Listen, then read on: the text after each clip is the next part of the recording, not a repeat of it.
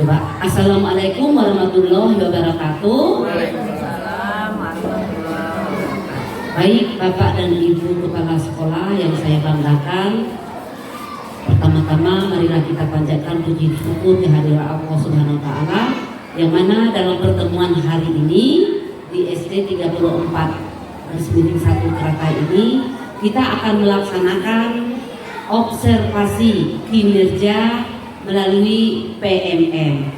Nah, di mana waktu sudah hampir selesai, yaitu untuk penilaian observasi ini dilaksanakan pada bulan Februari sampai Juni. Ya, untuk observasinya kita melakukan pada bulan Mei ini terakhir. Kemudian bulan Juni sudah masuk kepada tahap penilaian. Nah, begitu pula terhadap guru-guru kita. Mei ini selesaikanlah observasinya.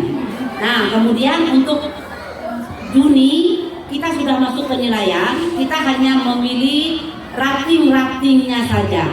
Apakah sesuai ekspektasi, di atas ekspektasi, dan di bawah ekspektasi. Itu ratingnya untuk bulan Juni. Maka pada hari ini kita akan melaksanakan observasi secara keseluruhan. Nah, di mana kesempatan untuk saya nak turun ke sekolah itu barangkali agak butuh waktu yang agak lambat. Nah, mengingat dan menimbang karena kinerja ini merupakan hal yang sangat penting bagi kita, karena sertifikasi kita menyangkut di sini.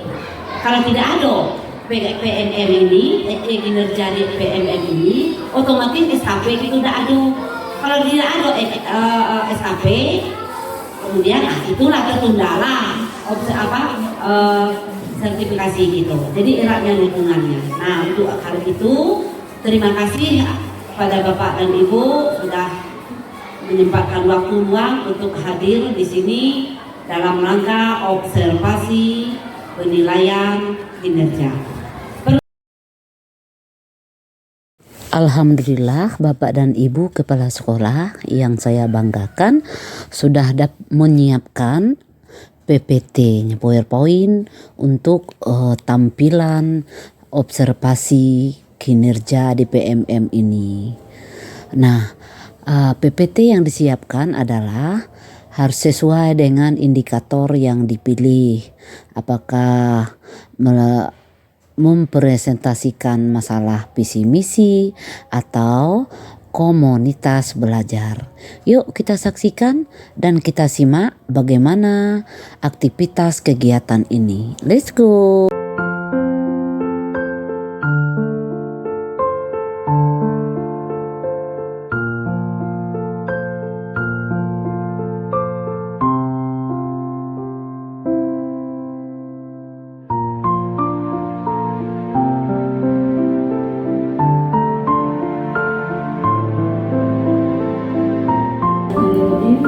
Assalamualaikum warahmatullahi wabarakatuh. Waalaikumsalam warahmatullahi wabarakatuh.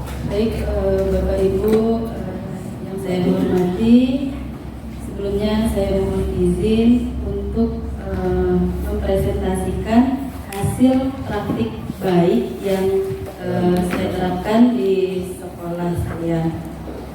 Langsung saja Bapak Ibu, dalam RHK di PMM saya mengambil aktivasi kegiatan komunitas belajar, yaitu komunitas kami beri nama Galaksi, giat kolaborasi dan diskusi di SD Negeri 76 Sungai Bulu. Mantap, Galaksi. Nah, komunitas belajar yang pertama saya menganalisa dari lapor pendidikan. Saya melihat bukan hanya saya, tapi saya kolaborasi bersama teman-teman yang ada di sekolah. Kami melihat rapor pendidikan di sekolah di tahun 2024 itu masih ada yang kuning di kemampuan numerasi dan kualitas pembelajaran. Karena saya masuk di sekolah tersebut mulai dari Januari, artinya tengah di tengah tahun ajaran ya Bapak Ibu. Jadi kalau untuk merubah visi misi dan lain sebagainya saya rasa itu masih sulit.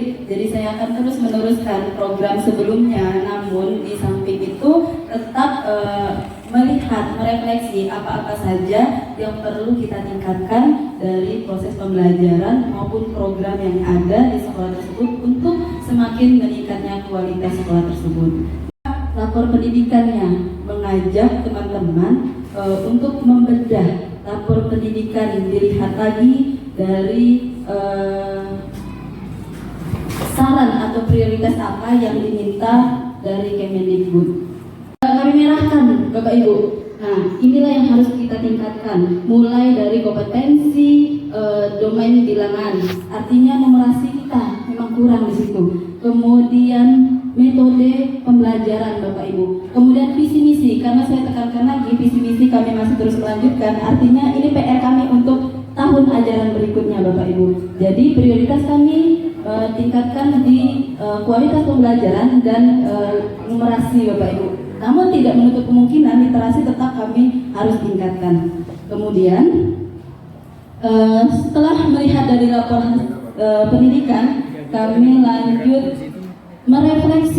berefleksi bersama guru-guru Bapak Ibu.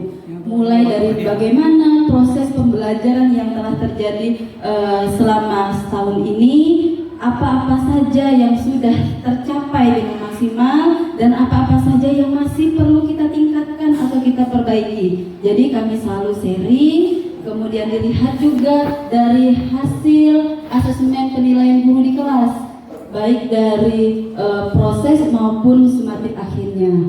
Nah, kemudian mulai dari situlah Bapak Ibu, kami melihat perlunya apa sih untuk meningkatkan kualitas dan proses itu kita harus ngapain. Jadi maka saya ngambil sepertinya harus meningkatkan dari komunitas belajar kita di sekolah. Karena apa Bapak Ibu? Begitu, ini agak sedikit berat, begitu saya masuk Bapak Ibu, gimana sih meningkatkan komunitas belajar itu? Pertama saya cari teman-teman Bapak Ibu yang sudah melaksanakan dulu komunitas belajar itu seperti apa. Saya gali dari teman-teman, kemudian Bapak Ibu pengawas, kemudian dapatlah saya buku saku peningkatan komunitas belajar. Jadi dari situlah saya bedah, itu kebetulan saya bawa, saya bedah bagaimana untuk meningkatkan komunitas belajar itu mulai dari awal sampai terbentuknya komunitas belajar. Dan di sini Bapak Ibu mungkin bisa lihat komunitas belajar itu diharapkan dapat meningkatkan kompetensi pendidik Bapak Ibu dan membangun budaya belajar bersama yang berkelanjutan dan berdampak peningkatan hasilnya kepada peserta didik. Artinya kita nggak bisa sendirian, kita harus berkolaborasi. Lihat manfaatnya mulai dari guru itu banyak ya Bapak Ibu. Kita memiliki kesempatan belajar dan menemukan inspirasi baru. Saya yakin ketika diskusi duduk bareng-bareng, ada saya, oh kendala di kelas seperti ini loh solusinya. Nggak dapat dari teman yang ada di satu komunitas, kita bisa googling. Kemudian bisa juga nanya dengan sekolah-sekolah lain, terutama sekolah-sekolah penggerak seperti Bu ini. Nah, kami selalu ini gimana kalau kondisi terbentur. Kompel itu bengkelnya sekolah kita dulu, baru ke KKG. Kemudian meningkatkan kompetensi diri, itu pasti ya Bapak Ibu. Selanjutnya melatih komunikasi dan bersosialisasi. Nah, ini nih kadang Bapak Ibu, guru-guru itu kalau nggak ditemukan duduk bareng, mereka individual Bapak Ibu. Yang penting saya udah ngajar, sudah pulang. Nah, nggak ada komunikasi itu. Udah buku saku peningkatan komunitas belajar di sekolah itu Bapak Ibu, kita ada 3 tahapan pengembangan komunitas belajar Bapak Ibu. Nah, seperti yang Bapak Ibu lihat di depan, kelihatan Bapak Ibu? Alhamdulillah, mungkin bisa bantu saya nih Pak. Nomor 1 itu apa? Tahap dalam mengembangkan komunitas belajar. Yang pertama, tahap merintis dan merancang. Nah, ada tahap merintis dan merancang. Yang kedua apa itu? Bu? Tahap menumbuhkan. Iya, tahap menumbuhkan. Dan yang ketiga ada tahap Merawat merawat keberlanjutan. Ternyata ada beberapa tahap untuk mengembangkan komunitas belajar di sekolah ini. Saya baru tahu loh Bapak Ibu, baru tahu ketika bedah buku saku tersebut. Nah, tahap perintis itu seperti apa? Merintis dan merancang. Tadi saya bingung, apa sih namanya merintis? Baru ya kayak dia Pak ya, ibaratnya lapangan atau tanah kosong, ya baru mau dibersihkan dulu jalannya, mau dibentuk dulu mana lorong-lorongnya. Nah nih kita lihat tahap merintis. Penting bagi anggota komunitas untuk mengidentifikasikan atau menilainya. Kombel di sekolah kita ada nggak Bapak Ibu? Ada Bu, ada. Saya cek di PMM ada memang muncul Bapak Ibu. Ada nggak programnya Bapak Ibu? Gak ada jawaban. Kapan pertemuannya? Setiap hari apa? Gak ada jawaban. Loh, gimana? Artinya selama ini kombelnya hanya terdaftar di PMM saja. Pelaksanaannya masih kosong, masih gak ada. Nah, disinilah saya berusaha untuk merintis dan merancangnya. Apa-apa saja yang perlu kita lakukan dalam komunitas belajar. Nah, ini ada prinsip dalam peningkatan komunitas belajar. Nah, nanti akan saya share juga lah ke Bapak Ibu supaya kita sama-sama saling berbagi dan saling belajar lah Bapak Ibu. Karena saya di sini baru, saya banyak pengen mengadopsi semua yang Bapak Ibu terapkan. Kesamaan atribut antara individu. Jadi nggak ada lagi perbedaan. Ini kelas berapa? Ini jabatannya apa, bendahara atau wakil kepala sekolah atau ketua. Tidak ada seperti itu Bapak Ibu. Tapi sama-sama pendidik yang ada di sekolah. Kemudian adanya keselarasan dengan konteks dari komunitas. Artinya semua apapun yang kita lakukan selaras, jalan. Lanjut, ini tahapan dalam merintis dan merancangnya ada 3 Bapak Ibu. Ketika kita akan merintis dan merancang itu ada 3 kegiatan yang harus kita lakukan. Buka Ibu pengawas boleh ya? Kita buka Play Store. Terus kita buka scan barcode. Nanti apa yang mengatur segala biaya keuangan kegiatan kombel. Terkadang tetap ada biaya-biaya tertentu yang mesti kita keluarkan. Dan untuk berjalan selama ini kami masih dana pribadi.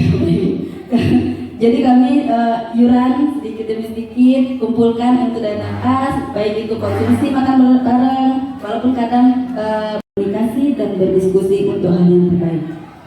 Selanjutnya keanggotaan kerjasama komunikasi. Jadi ketika kita telah berjalan, nggak akan bisa hanya koordinator atau tim-tim tertentu yang mengarahkan, tapi kita kemudian ya Pak, iya.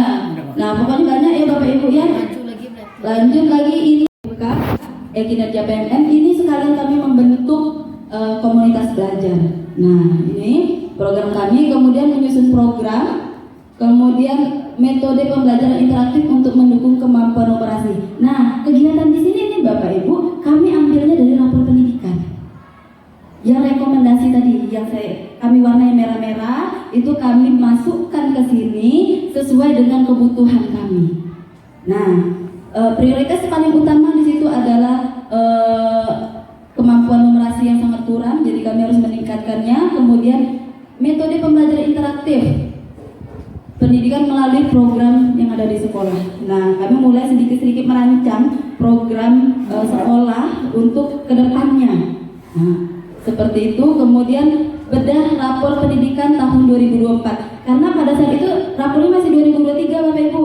Nah, kami bedah lagi di 2024 apa yang menjadi prioritas. Ternyata juga muncul penguatan profil pelajar Pancasila, terutama yang muncul di PMM kami. Di rapor pendidikannya itu dimensi gotong royong Bapak Ibu. Nah, itu melihatnya dari mana? Mungkin dari survei ketika anak-anak mengisi di AMBK. Nah, seperti itu Bapak Ibu. Ternyata langsung P5-nya dimensi apa yang kurang langsung muncul di situ. Kemudian teks informasi sebagai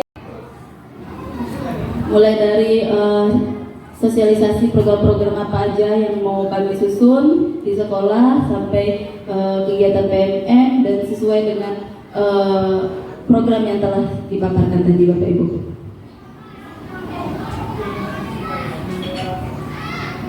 Nah, cukup terakhir refleksi, tapi saya rasa dengan waktu ini kita next aja ya Bu ya.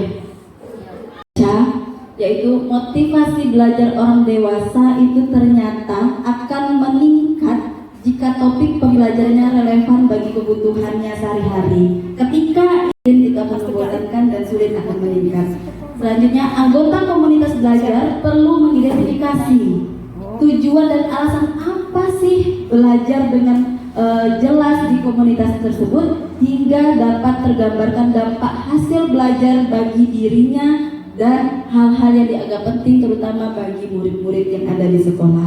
Nah, mudah-mudahan dengan adanya kutipan yang saya ambil dari buku saku penggerak komunitas belajar dari Kemendikbud ini dapat terus memotivasi kita untuk meningkatkan kompetensi yang ada di sekolah kita. Bapak Ibu, demikianlah hasil praktik baik yang telah saya terapkan di sekolah saya. Mudah-mudahan apa yang saya paparkan tadi dapat meningkatkan ilmu kita bersama-sama, saling belajar kita, dan banyak mungkin yang harus saya tingkatkan dari apa yang telah saya terapkan, dan tentunya saya ingin masih banyak belajar lagi dari Bapak Ibu yang ada di sini semuanya. Semoga apa yang ditampilkan tadi banyak manfaatnya. Saya akhiri, wassalamualaikum warahmatullahi wabarakatuh. Waalaikumsalam. Yuk aplaus. Kesimpulannya ibu ini, prakteknya laporannya ibu itu. Iya kan? Iya.